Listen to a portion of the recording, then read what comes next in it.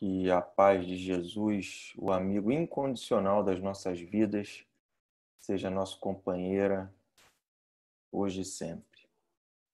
Primeiro, eu faço agradecimento às amigas queridas Regina e Márcia, que sempre carinhosamente me convidam e me dão a oportunidade de estar aqui falando um pouquinho para vocês sobre a doutrina espírita. Mas eu, particularmente, não consigo falar de doutrina espírita sem falar de Jesus. E aí, quando eu conversava com a Regina sobre o tema dessa reflexão de hoje, e a gente pensava junto o tema, eu lembrei que na última oportunidade aqui com vocês, se não me engano, no mês de maio, eu rapidamente citei uma passagem do livro Renúncia, do Espírito Emmanuel, pelo médium Chico Xavier, e rapidamente citei a parábola do moço rico, né? E aí, conversando com a Regina, eu falei, eu acho que seria muito interessante, eu gostaria muito de ter a oportunidade de falar sobre essa passagem do moço rico e, principalmente, essa passagem à luz do ensinamento do Espírito Emmanuel no livro Renúncia, uma passagem específica que daqui a pouquinho eu vou ler para ajudar e para guiar a nossa reflexão, que é bastante rica. A passagem do moço rico, ela se encontra nos evangelhos de Mateus, no evangelho de Marcos e no evangelho de Lucas. E ela narra uma passagem em que Jesus, caminhando no meio de uma pequena multidão, chega até ele um jovem rico. E esse jovem lhe pergunta: mestre, o que devo fazer para alcançar a vida eterna? Jesus então lhe responde: observa a lei, os mandamentos da lei, guarda os mandamentos da lei. Mestre, quais mandamentos? Não cometerás adultério, não matarás, não roubarás, não levantarás falso testemunho, honrará teu pai e a tua mãe. Senhor, desde muito jovem, eu observo e guardo esses mandamentos. O que ainda me falta? E Jesus então lhe responde: bom, se queres ser completo, se queres ser maduro, vai, vende tudo que tem, dá aos pobres. E aí você vai ter um tesouro no céu. Depois, vem e segue-me. E conclui então o evangelista Mateus que, como aquele jovem possuía muitos bens, ele abaixa a cabeça e se afasta. Essa passagem é uma passagem riquíssima.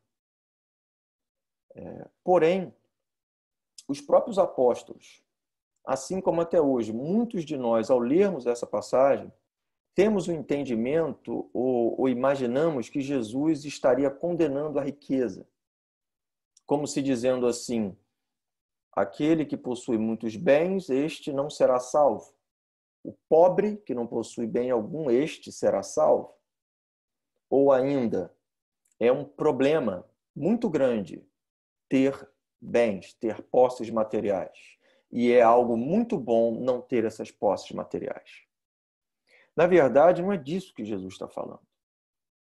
O jovem, quando se aproxima do mestre, ele pergunta primeiro o que ele deveria fazer para conquistar a vida eterna. E Jesus lhe fala dos mandamentos que estão lá desde Moisés. Esses 5 que ele cita fazem parte do decálogo lá de Moisés. E aí o jovem pergunta: o que mais eu devo fazer? Várias traduções da Bíblia colocam a resposta de Jesus como: se queres ser perfeito. Na tradução mais recente do Haroldo Dutra Dias, ele coloca: se queres ser completo, se queres ser maduro, uma tradução, no meu ponto de vista, mais adequada. Se queres ser completo, se queres ser maduro, vai, vende tudo que possui, dá aos pobres, vem e me segue. o que Jesus estava fazendo ali? Jesus não passava ensinamentos nesses casos específicos que fossem gerais. Ele estava falando para aquele moço. Então Jesus, o jovem queria ir além da condição onde ele estava. Então Jesus olha para ele e vê o que falta nele. Para aquele jovem, os bens materiais eram um apego muito grande. Então Jesus o provoca a sair dessa zona de conforto e fala, ó, a tua questão é a questão do apego material. Então Jesus, em momento nenhum, está condenando ou está dizendo que a riqueza é um problema e que a pobreza é a solução, de forma nenhuma. O que ele está dizendo é que para aquele jovem, para aquele moço, a dificuldade maior dele era o apego aos bens materiais. E quando ele fala, e diz assim, olha, vai, vende tudo e dá aos pobres e terá um tesouro no céu, ele está falando que fazendo isso ele não vai conquistar nada, além da gratidão dos outros. Para que ele conquiste a completeza, ele precisa voltar, depois de vender, entregar tudo aos pobres, e segui-lo. E seguir Jesus significa viver o Evangelho. Então, o convite que Jesus faz ao jovem, na verdade, é para que ele trabalhasse o seu principal apego, a sua principal dificuldade nessa vida e vivesse junto com ele. Percebe que Jesus não faz esse convite para qualquer um. Se nós formos ler os evangelhos, a gente vai ver que diversos pedem, após o momento de cura, por exemplo, para seguir Jesus. Jesus diz, não, volta para os teus. Te apresenta ao líder religioso do teu templo. Mas para esses jovens, Jesus convida, vem e me segue. Ou seja, vem e vem viver o evangelho. Porque aí você vai efetivamente alcançar a completeza. A completeza não é dando tudo para os pobres. Dando tudo para os pobres, ele vai ter um tesouro no céu, ou seja, ele vai ter gratidão de muitos. Mas ele não se tornou completo por conta disso. Ele vai se tornar completo se ele seguisse Jesus, se ele fosse vivenciar o evangelho. E quando a gente olha essa passagem, a gente se pergunta assim, por que Jesus? Ora, as religiões, de um modo geral, ocidentais, praticamente todas elas têm em Jesus o modelo, o guia. Para alguns, ele é até Deus. Né? Se a gente vai falar da religião católica, né? Deus, Jesus e o Espírito Santo é a Santíssima Trindade, está tudo ali junto. Se a gente vai pegar as religiões evangélicas e todos os derivativos, se a gente vai pegar as protestantes e todos os derivativos, a gente vai ver Jesus como foco central. E se a gente for estudar a doutrina espírita com atenção, a gente vai ver que Jesus é o modelo central. Na questão 625 do Livro dos Espíritos, Kardec pergunta: qual o tipo mais perfeito que Deus tem oferecido ao homem para lhe servir de guia e modelo? Na tradução em português está apenas Jesus, a resposta dos Espíritos. Se a gente for no original francês, está Voyez Jésus, ou seja, observa Jesus. Então os Espíritos respondem a Kardec, olha, se você quer saber qual é o tipo mais perfeito que Deus ofereceu aos homens, observa Jesus. Então, para nós espíritas, ou se ainda não somos espíritas, somos apenas simpatizantes, mas somos católicos, ou evangélicos, ou protestantes, ainda assim a gente deve observar Jesus. Ele é o nosso modelo e guia. E quando, muitas das vezes, a gente pensa em observar Jesus, ou começa a pensar em Jesus, é muito comum a gente lembrar imediatamente a característica consoladora da mensagem de Jesus. É comum a gente ver os nossos colegas falarem, a mensagem de Jesus é muito consoladora. E realmente é. A mensagem de Jesus é muito consoladora. Quando a gente lê as bem-aventuranças, a gente se sente consolado. Bem-aventurados os que choram, bem-aventurados os que têm fome e sede de justiça, bem-aventurados os que são perseguidos pela justiça dos homens. Enfim, a gente se sente consolado. Porém, imaginar, e aí já falando apenas no olhar da doutrina espírita, que o espírito mais puro que nós temos conhecimento desceu à Terra apenas para trazer uma mensagem de consolo aos homens, apenas para trazer uma mensagem de consolo aos homens, é imaginar que uma criança, para ser educada, precisa apenas de mimos e de colo. Uma criança, para ser educada, ela precisa, sim, de colo, ela precisa, sim, dos mimos, do pai, da mãe, dos responsáveis, mas ela precisa, acima de tudo, de suporte para enfrentar os desafios da vida, desde criança, e aprender a superá-los. De forma semelhante é a mensagem de Jesus. Se nós olhamos para a mensagem de Jesus e vemos apenas uma mensagem consoladora, nós estamos diminuindo toda a proposta do Evangelho. E é isso que Emmanuel fala no prefácio do livro Caminho, Verdade e Vida. Quando ele diz que nós relegamos o Cristo ao templo religioso e o afastamos da oficina da vida. Relegamos o Cristo, os ensinamentos de Jesus, ao templo religioso e os afastamos da vida. E isso é, muitas das vezes, uma prática comum na religião. A pessoa tem aquele momento em que ela vai no centro espírita, ou ela vai na igreja, ou ela vai aonde ela quiser ir, e durante aquele momento que ela está ali, ela é a melhor pessoa do mundo. Porém, quando acaba aquele momento, ela volta a ser aquele companheiro difícil, aquela pessoa que esquece tudo aquilo que ela ouviu e que ela estudou e que ela pensou no templo religioso. Então, essa reflexão de Emmanuel é muito profunda, lá na introdução, no prefácio do livro Caminho, Verdade e Vida. Ou seja, relegamos o Cristo ao templo religioso e limitamos ele ao templo religioso e esquecemos dele na oficina da vida. E aí, nesse contexto, lendo um livro de Emmanuel, e eu vou citar muito Emmanuel aqui hoje, porque na doutrina espírita, para mim, ninguém fala de Jesus com a profundidade que Emmanuel fala. Ele possui algumas obras espetaculares sobre aquele tempo. Paulo Estevão, para mim, é a obra-prima da mediunidade do Chico. O livro Ave Cristo, há 2000 anos, 50 anos depois. Mas tem um muito especial. Quem não leu, eu prometo que não vai ser muito spoiler. Eu vou só ler um trechinho muito pequeno dele e espero aguçar a curiosidade de vocês. Eu estou me referindo ao livro Renúncia.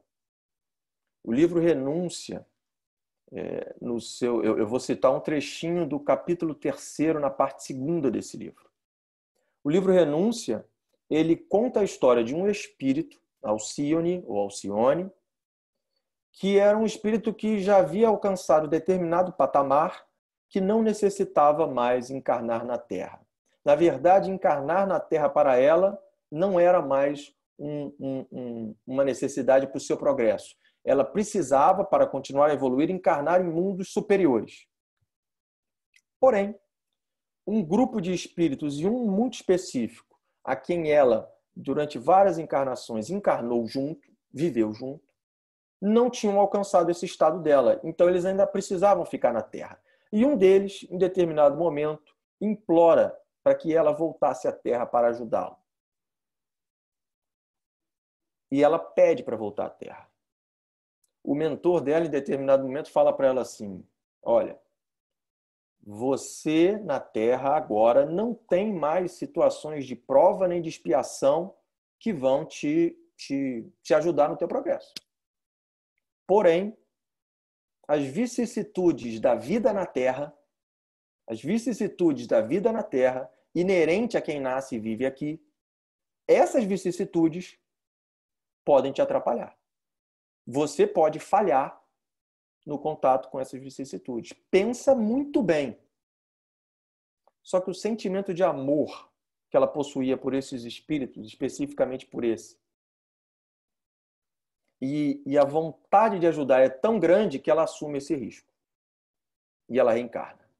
Leiam o livro para depois vocês me contarem qual é o final da história, se ela vai falir nas vicissitudes da vida ou não. Mas tem um momento em que eu vou me permitir ler, porque ele é bem pequenininho e é muito mais rico ler aqui do que eu simplesmente interpretar com as minhas palavras. Em que ela fala o seguinte lá no livro. Ela está reencarnada na Terra e aí ela está convivendo com um grupo de espíritos e esse grupo, então um grupo de pessoas, e esse grupo de pessoas em determinada noite ia fazer a leitura do texto bíblico, do Novo Testamento. E aí ela fala assim: lá na Espanha, explicou a jovem delicadamente, líamos apenas um versículo de cada vez. E esse mesmo versículo é aquela frasezinha bíblica, né? Quando a gente entra lá no Novo Testamento, você tem os capítulos e cada capítulo é composto por os versículos, né? Então é isso que ela está falando. Lá na Espanha, líamos apenas um versículo de cada vez. E esse mesmo, não raro, fornecia cabedal de exame e iluminação para outras noites de estudo. Chegamos à conclusão de que o Evangelho, em sua expressão total, é um vasto caminho ascensional, cujo fim não poderemos atingir legitimamente sem conhecimento e aplicação de todos os detalhes. Muitos estudiosos presumem haver alcançado o termo da lição de Jesus com uma simples leitura vagamente raciocinada do Novo Testamento. Isso, contudo, é um erro grave. A mensagem do Cristo precisa ser conhecida, meditada, sentida e vivida nesta ordem de aquisições. Não basta estar informado. Então aqui Alcione dá o roteiro para que a gente consiga vivenciar Jesus. A gente primeiro precisa conhecer, depois a gente precisa meditar, depois a gente precisa sentir e depois a gente precisa vivenciar. E aí vem logo a primeira pergunta. Nós somos aqui 45, né? Quantos de nós temos o hábito da leitura do Novo Testamento? Que é onde está a mensagem. Porque se somos espíritas, ou se não somos espíritas, somos simpatizantes, estamos aqui assistindo porque simpatizamos, mas somos católicos ou evangélicos, enfim. Mas se temos Jesus como modelo, o primeiro passo, dito até pelo próprio Jesus, quando fala com o jovem rico, é conhecer. Tanto é que ele fala para o você tem que praticar aqui, guardar os mandamentos. Ele fala, isso aí eu já faço, já conheço isso aí tudo. Bom, então agora vem viver comigo. Alcione só está detalhando um pouquinho mais. Mas ela está dizendo, você precisa conhecer. E aí essa é a primeira pergunta. Conhecemos? Temos o hábito diário da leitura do texto do Novo Testamento, dos 4 evangelhos, do Ato dos Apóstolos, por exemplo? Porque após o conhecer, eu preciso meditar, sentir e aí então vivenciar.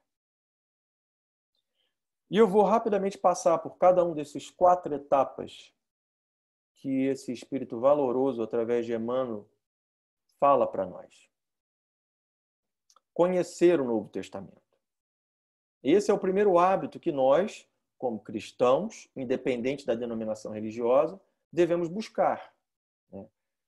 Só que, bom, e aí eu já começo dizendo assim, por exemplo, aqui no Novo Testamento que eu me referi aqui, do Haroldo Dutra Dias, aqui a gente tem uma versão bastante atualizada e moderna dos 4 evangelhos, Mateus, Marcos, Lucas e João, e mais Atos dos Apóstolos. Não tem aqui as cartas de Paulo, nem de Pedro, nem de Tiago, mas a gente já tem aqui uma parte bastante rica. Se nós somarmos os capítulos, dão 117 capítulos. Isso é cabeça de engenheiro, né? 117 capítulos. Se eu ler um capítulo por dia, ao final de mais ou menos 4 meses, eu li os 4 evangelhos e mais Atos dos Apóstolos. Se eu fizer isso de forma contínua, no final do ano eu li 3 vezes. Um capítulo por dia eu tenho esse hábito, não leva mais do que 10 minutos de leitura atenta. Isso incluindo as notas de rodapé que o Haroldo bota comentando e explicando o texto. Então, se eu separo 10 minutos do meu dia para fazer a leitura, eu começo a conhecer. E ao final de um ano, se eu fizer de forma ininterrupta, eu li 3 vezes. E aí vai multiplicando pelos anos. Seguinte, 10 minutos. Mas aí eu começo a conhecer. E por que eu vou falar que eu começo a conhecer? Porque quando a gente vai ler o Novo Testamento, a gente precisa entender que tem texto e contexto. Tem texto e contexto. E a gente precisa entender o contexto. É comum, quando às vezes eu estou conversando, principalmente na época do curso do Evangelho, e eu provocava as pessoas a lerem, as pessoas diziam assim para mim, o Novo Testamento, mas é muito complicado, eu não entendo nada. Claro, porque você está querendo pegar o contexto daquela época e transportar ipsiliterim para essa época. Imagina que está todo mundo aqui na Suécia, ok? Imagina que somos moradores da Suécia. E aí eu escrevo o seguinte texto, no mês de dezembro. Na Suécia...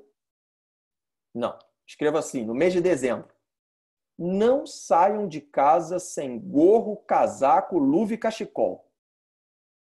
Todo mundo vai falar, óbvio. Tá correto. Suécia, mês de dezembro, abaixo de 0. Se eu sair, eu vou pegar uma gripe.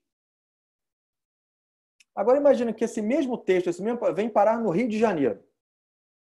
E aí alguém lê, o Gustavo coloca no mês de dezembro, não saia de casa sem gorro, casaco, luva e cachecol.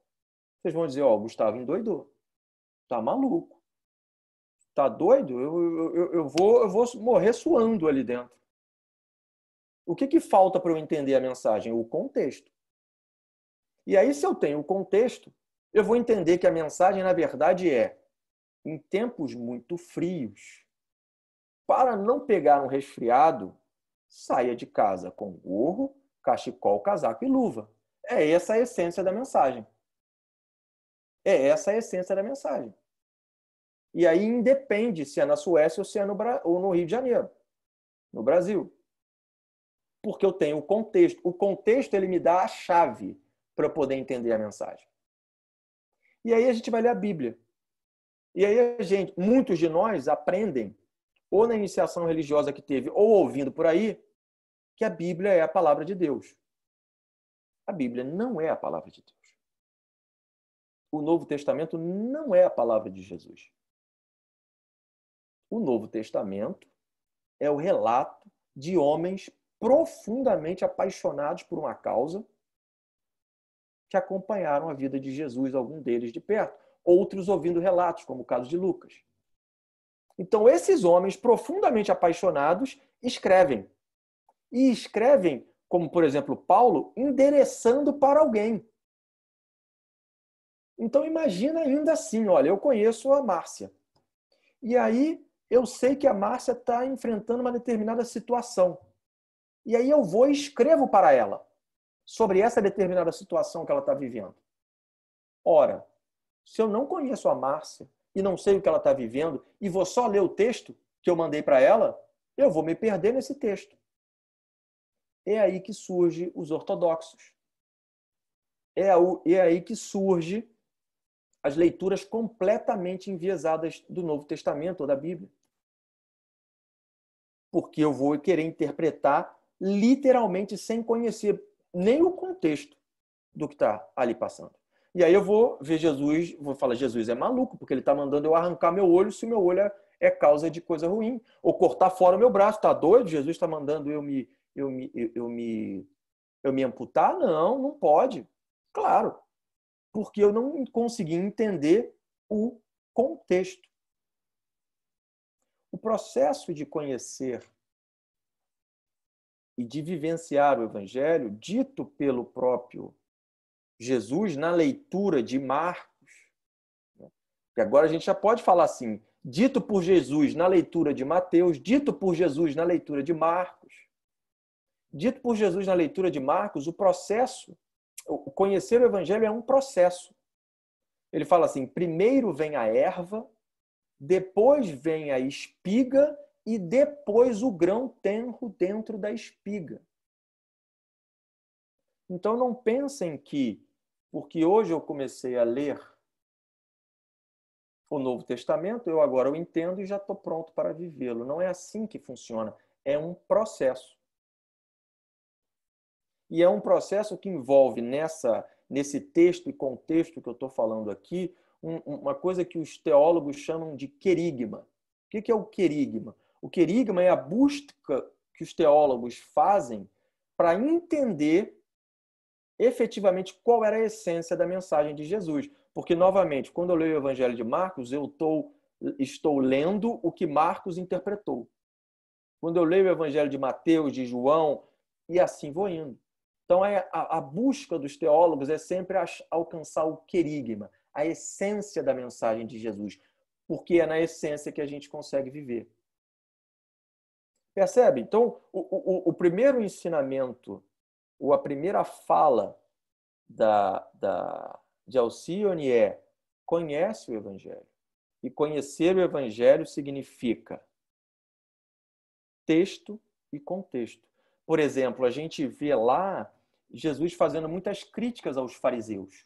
Ele chega a chamar os fariseus de hipócritas. E aí a gente imagina, bom, todo fariseu é hipócrita. Não.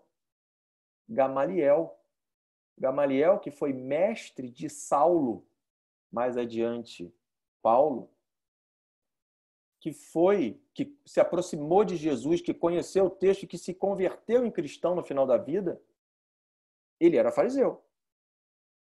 A gente vai imaginar que os escribas são todos ruins. Não. Muitos daqueles que fizeram cópias do testamento, dos textos iniciais do Novo Testamento eram escribas, porque esse era o papel deles. A gente não vai entender por que as pessoas ficam tão impactadas quando Jesus fala para Zaqueu, que era um cobrador de imposto, que ele ia jantar na casa dele naquela noite. As pessoas não entendem por que ficaram tão impactadas. Ora, cobrador de imposto a gente tem hoje. E nem por isso a gente fica tão impactado. Só que a figura do cobrador de imposto hoje é completamente diferente daquela época. Imagina assim, ó, todos nós aqui somos subjugados pelo povo romano. E o povo romano vem e nos cobra um imposto de tudo aquilo que a gente produz, qualquer coisa. Digamos que ele cobre 10%. Aí eu, que sou subjugado igual todos vocês, mas que tenho um pouco mais de condição financeira, vou até o romano e falo assim: ô romano, dá muito trabalho para você ficar cobrando todo mundo. Você não conhece todo mundo. Eu conheço todo mundo que está aí. Vivo com eles há um tempão. Então vamos fazer o seguinte: eu te pago adiantado todo mês os teus 10%, que todo o povo lá teria que te dar. Em troca disso, você me deixa cobrar 15%. Essa era a figura do cobrador de imposto. Era alguém que estava na mesma confusão, sendo subjugado como todos e arrumava um jeito de se dar bem em cima da dor dos seus iguais. Então imagina quão odiosa era a figura de Zaqueu, cobrador de imposto. E quão grande é quando ele fala assim: Senhor, eu pego metade dos meus bens e dou para todos os pobres. E qualquer um aqui que tenha se sentido prejudicado por mim, eu restituo em dobro. Jesus falou: olha, essa noite a salvação entrou na tua casa. Desapego total. Não vim para os sãos, eu vim para os doentes. Zaqueu era um doente e se reconhecia doente, está falando: eu quero ser curado. Eu quero entender. Na verdade, todos eram, só que o doente ele precisa primeiro reconhecer que tem a doença, né? E muitos não reconheciam, como hoje. Zaqueu reconhece. Ora, se eu não entendo o contexto do que é ser um cobrador de imposto, eu não vou entender por que tem tanta grita quando Jesus fala que vai na casa de Zaqueu. ou ainda uma passagem muito interessante que está lá em Mateus capítulo 15. Mateus capítulo 15, Jesus, ele se aproxima dele alguns fariseus, e os fariseus começam a dizer para Jesus assim, olha, eu estou me referindo a uma passagem que provavelmente todos nós conhecemos, é assim, não é o que entra pela boca que macula o homem, é o que dela sai. Essa simples frase já nos dá um entendimento. Só que vocês vão ver que quando a gente entender o contexto, o entendimento é muito mais profundo. Essa passagem ela surge no seguinte momento: Jesus está lá com seus apóstolos e os apóstolos estão comendo pão. E aí os fariseus se aproximam e falam: Jesus, por que os seus apóstolos comem pão sem lavar as mãos? Lavar as mãos naquela época era mais do que um hábito de higiene. Era uma prática religiosa estabelecida pelo povo e pelos líderes religiosos daquela época. Só que era uma prática altamente excludente, porque a água era um recurso bastante escasso, então você precisava de dinheiro para poder ter água, para poder, todas as vezes que fosse, por exemplo, fazer uma refeição com um pão, que era o símbolo da vida, você ter todo aquele hábito de higiene. Então, grande parte do povo não conseguia ter, ou precisava se endividar para ter, para poder comer o pão de acordo com os preceitos religiosos. E aí, os apóstolos, os fariseus estão falando, por que eles comem sem lavar a mão? Estão fugindo da lei. E aí Jesus vai e fala, bem disse de vocês Isaías, um povo que me honra com a boca, mas me nega com a alma. Vós sois hipócritas. A lei diz, honrará vosso pai e vossa mãe. E vocês estabeleceram que se eu disser, pai, mãe, o teu recurso é a oferenda do templo, está isento. Não, pois eu vos digo, não é o que entra pela boca que macula o homem, é o que dela sai. Ora, honrar a vosso pai e a vossa mãe. Naquela época, não existia previdência. Não existia SUS, não tinha previdência privada, não tinha nada. Então, quando o pai e a mãe ficavam velhos e não podiam mais trabalhar, o filho assumia. E tinha que cuidar do pai e da mãe. Esse era um só dos detalhes do honrar vosso pai e vossa mãe, mas esse era o fato. E o que Jesus se refere da oferenda? Eu podia chegar e dizer assim, ai caramba, vou ter que pegar meu pai e minha mãe, ainda vou ter que ficar botando eles lá em casa e gastando dinheiro. Vou fazer isso não. Vou no templo e vou falar assim, sabe aquele dinheiro que eu ia dar para cuidar do meu pai e da minha mãe? Eu vou dar para o templo. E aí, se eu desse para o templo, eu estava isento de cuidar do meu pai e da minha mãe, eles podiam morrer onde eles quisessem. Então, Jesus está fazendo uma crítica profunda ao movimento religioso da época. E, de certa forma, ao nosso de hoje em dia. Como se eu dar dinheiro a um centro, ou eu dar dinheiro ao movimento religioso, me isentasse das minhas responsabilidades enquanto ser encarnado. Percebe como que entender o contexto a gente consegue ir muito mais além na mensagem? Por isso esse é o primeiro passo, dito por Alcione. Olha, você precisa primeiro conhecer. E já deixo a dica aqui, 10 minutos por dia, um capítulo. E não tenhamos ansiedade, né? Porque às vezes a gente começa na lógica do ansioso. Não, 10 minutos é muito pouco, vou ler logo 4 horas. E aí depois de 3 dias não consegue continuar. Então separa 10 minutos. Lê um capítulo. Lê esse capítulo. Naturalmente vai te surgir a curiosidade. E tem um outro negócio que é mágico. Não é mágico não. Leia Kardec, que o acaso não existe. Mas a gente gosta de dizer que é mágico. Quando a gente começa a fazer esse hábito, naturalmente, os contextos vão sendo esclarecidos para nós. Existem vários livros ótimos sobre isso. Mas existem vários estudiosos, como o Haroldo Dutra Dias, foi um que eu citei aqui, o Arthur Valadares é outro, o Aloísio Teixeira, do grupo Mildinho, do interior de Minas, é outro. Fazem trabalhos maravilhosos de esclarecer esse contexto. O YouTube está lotado de análise sobre o contexto. A gente não precisa Eu gosto de ir na fonte e ler, mas a gente pode também trocar muito com essas pessoas. Naturalmente, à medida que eu for lendo, naturalmente eu vou começando a entender as passagens, eu vou entender que o Sermão da Montanha em Mateus é o capítulo 5, 6 e 7, eu vou entender que ele começa com as bem-aventuranças, eu vou entender... Porque eu vou ler e vou criar o hábito. Naturalmente eu vou começar a me facilitar. Naturalmente eu vou pegar, por exemplo, essa Bíblia do Haroldo é muito boa, porque as notas de rodapé são excelentes. A Bíblia de Jerusalém também é outra, com excelentes notas de rodapé que ajudam a gente a entender o texto. Mas, sem dúvida, com o passar do tempo, a gente vai sentir a curiosidade de entender melhor cada uma daquelas passagens. E Emmanuel é brilhante nesse processo. Livrinhos como esse aqui, Caminho, Verdade e Vida, livrinhos é até maldade, né? Porque ele é pequeno no tamanho, mas ele é riquíssimo no conteúdo. Ele pega versículo por versículo e produz análises maravilhosas. E a FEB, mais recentemente, compilou por evangelho. Então, por exemplo, esse aqui são todos os comentários de Emmanuel no livro referentes ao Evangelho de Mateus. Então, você vai aqui e você vê todos os comentários dele. Agora, se você tiver curiosidade, aí você vai pegar lá o comentário histórico-cultural da Bíblia, que aí você já vai aprofundar mais. Mas, enfim, é um processo que é só a primeira etapa, que é conhecer.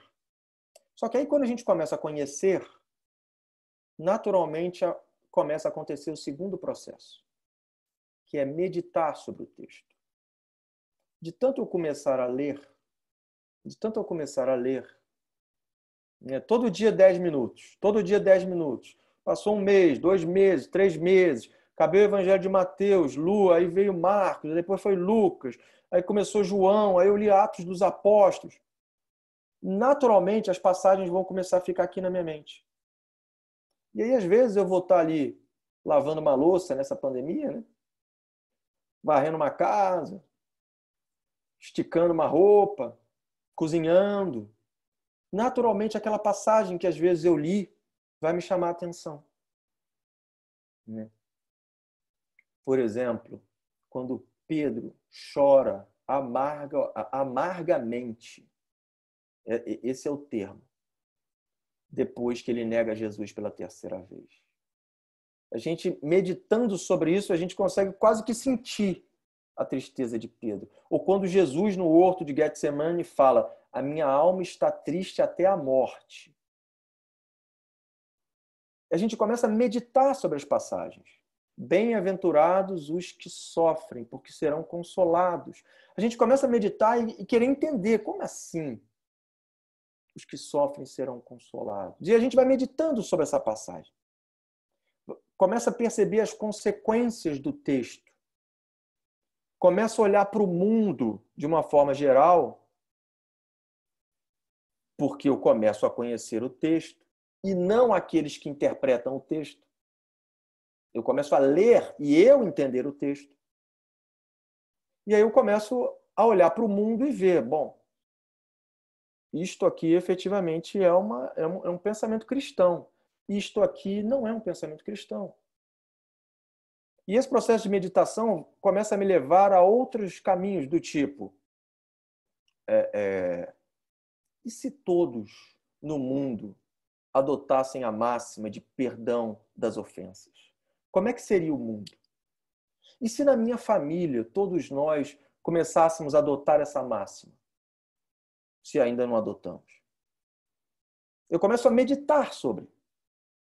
E aí vem o terceiro processo. Porque à medida que eu conheço e medito, eu vou começar a sentir.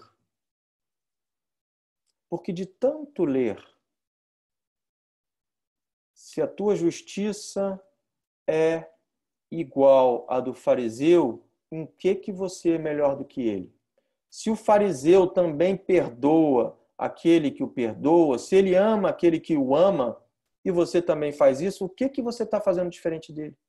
Eu, porém, vos digo, ama aquele que te persegue, ora por aquele que te calunia, sede bons como é bom o vosso Pai Celestial.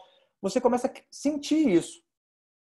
Você fala, caramba, eu estou sendo um fariseu, porque eu só amo aquele que me ama. Só trato bem aquele que me trata bem. E naturalmente você começa a sentir vontade de experimentar. Como é que será que seria? Como é que será que seria? Ficou estranho. Como é que seria isso comigo? Emmanuel, no livro Caminho, Verdade e Vida, Caminho 176, esse é o que eu mais gosto dele, o Caminho, Verdade e Vida, mas ele tem outros, Vinha de Luz, Palavra de Vida Eterna, mas esse é o meu predileto. Tem uma hora que ele fala assim, as palavras brilhantes e os artifícios intelectuais não bastam. Então, vir aqui, ficar falando palavras bonitas, conhecer o texto, isto não basta. Não basta conhecer. O problema é de quem pode ouvir a divina mensagem, compreendendo-a com o Cristo e seguindo-lhe os passos. Ou seja, a questão é, quem pode, após conhecer, meditar e sentir, trazer para o coração, nem que seja para dizer o seguinte, olha, essa situação aqui eu ainda não consigo perdoar, não. Mas eu estou buscando sentir. Olha, eu estou realmente muito chateado com meu irmão e não estou conseguindo. Mas eu já saí do campo das ideias, eu fui para o campo da meditação sobre a questão em si, ou sobre a proposta de Jesus, que é o nosso modelo, e comecei a sentir. Eu vou começar a perceber as dificuldades, eu vou começar a me imaginar praticando, eu vou começar a sentir a alegria que Jesus muitas das vezes estimulava. Porque Jesus era uma pessoa alegre, Jesus ia à festa, ele vai lá no último dia das bodas de Canaã e ainda consegue gerar o melhor dos vinhos. No último dia da festa, porque naquela época a festa eram 7 dias. 7 dias. Jesus vai com a mãe e com alguns dos seus primeiros seguidores. Pedro estava lá, André, seu irmão, também. E eles celebram as bodas. Provavelmente cantou, dançou. Era uma pessoa alegre. Tem uma passagem no livro Boa Nova, Chico Xavier, Espírito Humberto de Campos, em que Jesus encontra Bartolomeu. Bartolomeu era um dos 12. Vira para Bartolomeu e percebe que Bartolomeu andava com um semblante muito carregado, né? Bartolomeu andava muito triste. Só que Jesus nunca estica a corda para nós. Ele nos dá o espaço para que a gente se abra com ele. Mas ele não estica a corda além daquilo que a gente pode. Jesus sabia profundamente, exatamente o que passava na alma de Bartolomeu, mas ele não estica a corda. Ele vai para Bartolomeu e fala assim, Bartolomeu, eu tenho percebido que você tem andado triste. Eu tenho percebido que você tem andado fazendo meditações pesarosas, tristonhas. Por que da tua tristeza? De se sentindo acolhido, Bartolomeu fala para ele mais ou menos assim, Senhor, eu sou muito feliz quando eu vislumbro o reino de Deus, o reino futuro, o reino que virá. Mas quando eu olho para o mundo e vejo os nossos líderes, os nossos políticos, os poderosos, os religiosos, eles só pensam neles mesmos. Eles só pensam neles mesmos. Não tem como ser feliz dessa forma. Eu não vejo a hora de que a terra seja tomada de assalto pelas forças do bem e que o reino se instale. Jesus, com aquela paciência característica, olha para ele e fala, Bartolomeu, o reino de Deus não vai se instalar por assalto. O reino de Deus vai se instalar na terra quando os homens assim o desejarem. Quando os homens assim o desejarem. Mas desde já você pode instalar o reino de Deus na tua alma. Desde já você pode instalar o reino de Deus portas adentro do teu coração. Essa é uma opção tua agora. E Bartolomeu, imagina alguém que vai dar uma boa notícia com esse aspecto lúgubre e triste. Alegra-te. A boa nova é motivo de alegria para os corações. E dia chegará em que os homens vão optar por instalar o reino de Deus, na sua maioria na terra. Bartolomeu fica, obviamente, impactado por aquele ensino, fica pensando, fica meditando, e dias após, quando Jesus, no meio de uma pregação, olha para Bartolomeu e fala assim: o reino dos céus é semelhante a um homem que encontrou um tesouro, enterrou em um terreno e, com alegria, vendeu o que possuía e comprou aquele terreno. No meio daquela multidão, Bartolomeu entendeu que Jesus falava para ele, que a alegria do reino é a conquista interior e não a imposição para o outro. E aí ali ele começa a sentir o evangelho. Porque é quando a gente chega nessa terceira, e eu acho que meu tempo se aproxima do final vertiginosamente, eu vou concluir. E é quando a gente chega nesse terceiro ponto, que foi o ponto de Bartolomeu, de sentir a vontade, é que a gente vai começar a vivenciar o evangelho.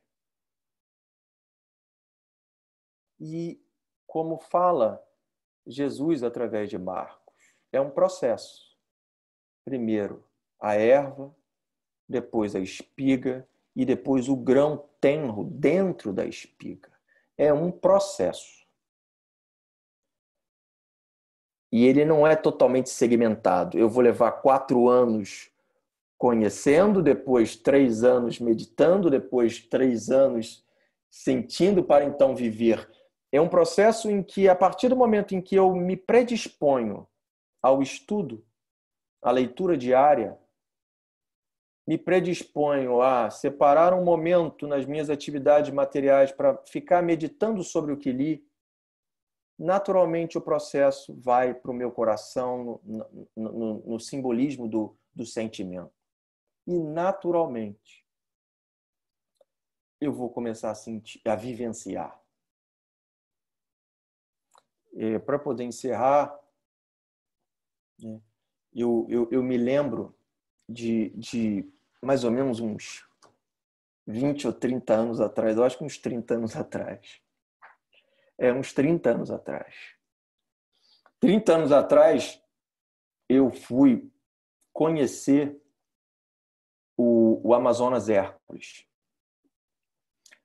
Para quem não sabe, Amazonas Hércules era um homem do estado do Amazonas e ele tinha esse apelido de Hércules porque ele era fisiculturista. Então, um homem muito forte. Só que em determinado momento ele foi acometido pela doença de hanseníase. E naquela época, quando isso acontece com ele, as pessoas tinham que ser obrigatoriamente, no Brasil, até 1980, internadas em colônias. Em 1980 isso acaba. E ele foi internado na colônia de Curupaiti. E lá em Curupaiti ele fundou o Grupo Espírita Filhos de Deus. E eu ali na década de 90 fui levando um grupo de jovens da evangelização do centro para fazer uma entrevista para o jornalzinho do Centro Espírita da época com ele. E quando a gente chega lá, na década de 90, ele já bastante debilitado, ele já não tinha os dedos da mão, e chamou muita atenção nossa que ele amarrava um lápis naquele cotoquinho de dedo que restava. Porque ele, naquela época os telefones eram de disco, né? Só o pessoal mais antigo que sabe o que era o telefone de disco. E ele usava o telefone de disco com aquele lápis para poder ligar para as pessoas. Ele passava mensagens de esperança para aquelas pessoas. Muitas das pessoas pediam que ele ligasse para que ele falasse para elas sobre Jesus, sobre o Espiritismo, e também para receber doações para a colônia de Curupaiti, porque eram milhares de pessoas lá internadas. Logo após essa visita lá, Divaldo fazendo uma palestra, fala que também quando foi conversar com ele, em determinado... E foi muito agradável, ele era uma pessoa de altíssimo astral, uma alegria que transbordava pela alma. A gente sentou lá com ele, tomou café, comeu bolo, foi uma tarde inesquecível. E pouco tempo depois, assistindo uma palestra do Divaldo, ele narra que em determinado momento estava lá com Amazonas Hércules e conversando com ele, pergunta a ele como ele lidava com as dores, porque naquela época a medicação era muito fraca para esse tipo de doença, então as dores eram lancinantes, você não tinha mais o órgão, mas você sentia dores terríveis ali. E aí Amazonas Hércules disse para ele assim: Divaldo, quando a dor se faz maior, eu fecho os meus olhos e falo apenas Jesus. E eu tenho a certeza de ouvir o mestre me responder: Amazonas, eu estou aqui. Eu estou aqui. É isso que quando a gente começa a vivenciar o Evangelho, a gente experiencia. Nos nossos momentos difíceis, a gente vai ver os momentos difíceis que Jesus vivenciou, que os apóstolos vivenciaram. E aí, porque a gente leu, porque a gente meditou, porque a gente sentiu, a gente vai ouvir lá dentro de nós, dizendo: eu estou aqui. Eu estou aqui com você. Eu venci o mundo. Ânimo, ânimo. Tem de bom ânimo. Tu também vencerás. Porque, como ele disse para Bartolomeu, a instalação do reino de Deus é uma opção que cada homem faz portas adentro do seu coração. Eram essas as reflexões que eu tinha para essa noite. Desculpem, porque eu acho que eu passei uns 5 minutinhos do tempo. Agradeço pela atenção de vocês.